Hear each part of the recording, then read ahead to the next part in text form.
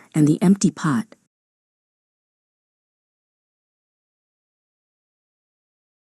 In a small village at the edge of the Moroccan desert lived a young potter named Amir. His father was famous for crafting pots that seemed to glow in the sunlight. Traders came from faraway cities just to buy his work. But Amir wasn't patient like his father. He wanted to be the best, the most admired. "I'll make the most beautiful pot in all the land," he said. "One that everyone will talk about." Amir worked day and night.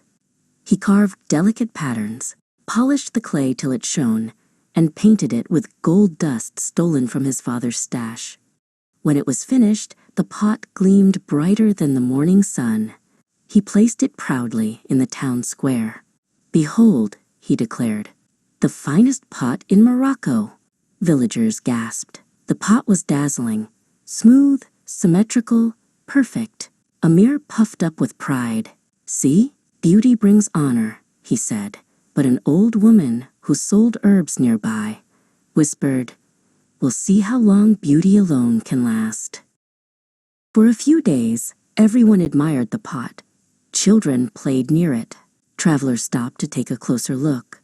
Amir soaked in the praise like a dry sponge in water. But as the days passed, people lost interest. One evening, a little desert fox trotted by, sniffed around the pot, and tilted its head.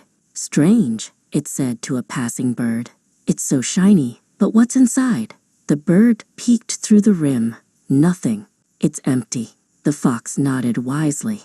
"Then it's just a hollow shell." Soon the desert winds began to blow. Sand gathered around the pot's base, scratching its once golden sides. Without anything inside to weigh it down, it rocked in the wind, then tipped over and cracked. When Amir saw the crack, his heart sank. "My masterpiece," he cried.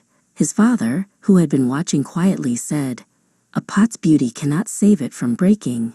Strength comes from what fills it." But Amir didn't understand. "I'll make another, even shinier," he said stubbornly. This time, he spent all his money on expensive paints and gems. He decorated his new pot with jewels and silver patterns. When it was done, it was even more beautiful than the first.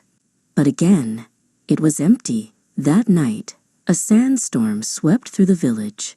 The pot, light and hollow, rolled into the dunes and vanished. When morning came, it was gone. Amir stared at the empty spot and finally began to feel empty himself. He walked to the edge of the desert, searching for his lost creation. There, near a dry well, he met the old herb woman again. She was filling a plain clay pot with water from a nearby stream. "Your pots are too proud to hold anything," she said kindly. Amir frowned. "But isn't beauty the goal of art?" She shook her head. "A pot's purpose is to carry. A person's purpose is to give. Without purpose, even beauty turns to dust." She offered him a drink. "Try again, but this time, fill your pot before you show it." Amir returned home in silence. He made another pot, simpler this time. No jewels, no gold dust, just strong, honest clay. He filled it with cool water from the stream and placed it outside his workshop for travelers to drink.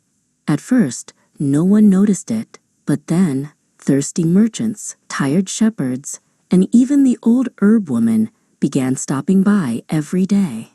"Bless you, young potter," they'd say, drinking gratefully. Amir smiled, not proudly, but peacefully.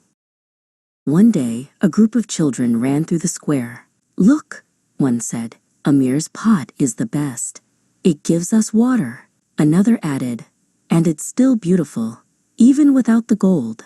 Amir's father placed a hand on his shoulder. "Now your pot shines from the inside out," he said. "That's the kind of beauty that never fades." Amir finally understood.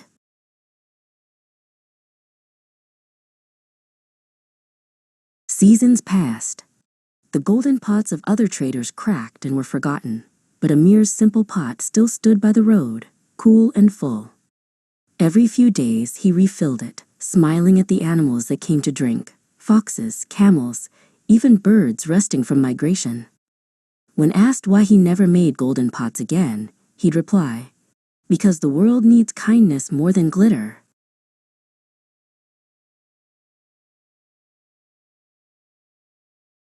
Years later, when Amir grew old, his students asked him, "Master, what makes a pot truly great?" He tapped his chest gently and said, "A pot is nothing without what's inside, and so are we." The desert wind carried his words over the dunes, soft but everlasting. And near the road, the humble clay pot still stood, half buried in sand, holding water, reflecting the sun, and carrying the soul of its maker.